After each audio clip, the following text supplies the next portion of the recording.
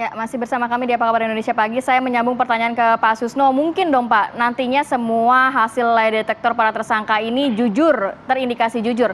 Dan biasanya walaupun tadi Pak Susno mengatakan zamannya atau eranya Pak Susno tidak pernah menggunakan lie detektor. Biasanya kalau seorang penyidik begitu menggunakan lie detektor, pertanyaannya ini seperti apa sih? Apakah memang sesuai dengan rekonstruksi, sesuai dengan BAP, sesuai dengan peran masing-masing atau gimana Pak Susno? Jadi kita ambil misalnya pertanyaan satu poin, ya. Misalnya Baradae mengatakan dia ikut menembak, dia menembak di Yosua. Kemudian Baradae mengatakan selain dia yang menembak Barada Yosua adalah FS. Nah, kemudian kita tambah 3 orang lagi, 1 orang lagi yang mengatakan misalnya RR saya nggak ikut menembak. Nah, dalam berita acara, FS mengatakan tidak menembak. Kemudian di dalam lie detektor, FS mengatakan dia tidak menembak. Hasil lie detektor, FS jujur. Hasil daripada lie detektor untuk Baradae, dia jujur. Nah, padahal dalam statement ini kan pasti tidak benar gitu kan, ada yang salah gitu kan. Tapi lie detektor mengatakan dua-duanya jujur. Jadi kan artinya hasil lie detektor itu bisa membuat penyidik kalau memakai itu menjadi confused gitu, menjadi bingung gitu kan. Nah makanya standar penggunaannya di dalam hukum acara pidana kita nggak ada, beda dengan visum gitu. Kalau visum kan sudah diakui demikian. Jadi kalau hanya untuk menambah keyakinan boleh, tapi hasil lie detektor itu tidak bisa menjadi acuan yang lain, tidak jadi acuan. Kemudian tidak bisa hakim menghukum berdasarkan hasil lie detektor bahwa gugur keterangan lain, kemudian ini yang dipakai, atau berdasarkan lie detektor orang ini dihukum karena dia lie detektornya begitu, jadi nggak bisa. Jadi itulah boleh saja, makanya mungkin polisi tidak pernah mengumumkan hasil lie detektor itu one by one atas question yang diajukan gitu kan. Karena apa?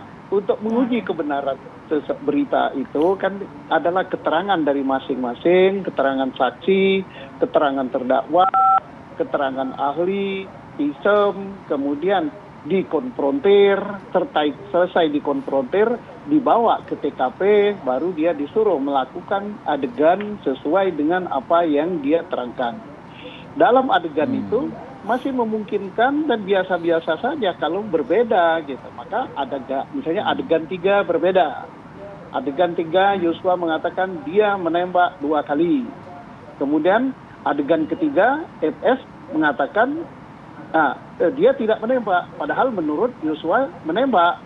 Menurut Baradae. Baradae maksudnya. Baradae, misalnya kita ambil ini misal saja ya, adegan 3 misalnya penembakan. Baradae mengatakan dia yang menembak pertama di dada. Kemudian kata Baradae, FS menembak juga sekian kali kepada Joshua, baru dia nembak tembok.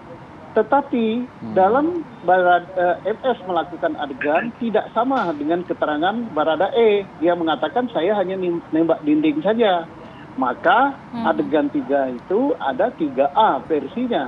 Si Baradae, 3B versinya FS. Kan polisi kan nggak bisa maksa kan kamu harus begini gitu. Enggak. Walaupun sudah banyak saksi mengatakan bahwa dia ikut nembak gitu, karena keterangan saksi tidak cukup. Misalnya, sudah 5 saksi, 5 saksi kalau hanya saksi saja kan nggak bisa, kecuali ada video dari CCTV yang menyatakan bahwa FS kelihatan menembak gitu kan. Nah, tinggal FS masih tetap pada kebohongan apa tidak gitu, karena hanya itu saja. Tapi cuma masalahnya kan nggak ada gambar CCTV yang memperlihatkan FS menembak, Pak Susno. Iya kan, polisi kan bisa ngambil juga kan peluru yang bersarang itu dilihat kan, uji balistik. Oh ini peluru keluar dari posisinya dari begitu ya?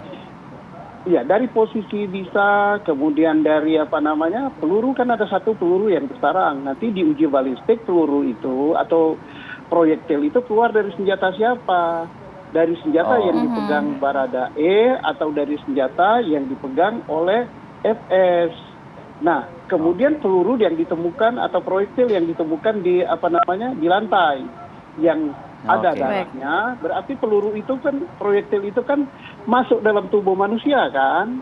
Nah, diuji. Nah, ternyata misalnya peluru yang pernah masuk ke dalam almarhum Brigadir Joshua itu berasal dari dua senjata. Lah, berarti dua senjata itu nembak semua ke situ. Kan begitu cara ngujinya. Oke.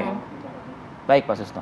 Bang Roni Talapesi, hari ini dijadwalkan ya, informasi yang kami dapat dari Barreskrim, itu ada pemeriksaan tes kebohongan lie detector terhadap Verdi Sambo. Ya. Nah, mungkin berdasarkan klien Anda yang sudah juga menjalani ini, memberikan pernyataan, apa sih harapan Anda, Bang Roni? Iya, Mas Arief, kita kan akan berharap bahwa ada keringanan untuk klien kami. Sehingga klien kami ini kan konsisten kan menyampaikan apa adanya, kata jujur.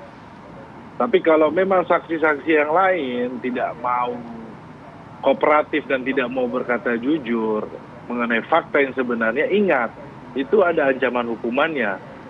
Kalau pasal 174 KUHP itu ancamannya 9 tahun loh. Jadi saya di pagi yang baik ini, saya menyampaikan kepada saksi-saksi juga yang sedang memberikan keterangan atau yang kemarin memberikan keterangan, nah tolonglah berkata jujur, gitulah. Kalau seandainya berkata yang tidak jujur, ini ingat loh, ini ada ancaman hukuman gitu, ada ancaman hukumannya 9 tahun. Jadi jangan coba main-main dengan proses hukum ini gitu loh. Oke. Baik, Bang Roni terima kasih banyak, Pak Susno terima kasih banyak, kemudian juga Mas Handoko terima kasih sudah meluangkan waktunya pada pagi hari ini. Berbagi informasi bersama kami pagi. Terima kasih Pak Roni, selamat pagi. Pak Handoko, selamat pagi. Selamat pagi, Pak. Selamat pagi. Ya. Selamat pagi.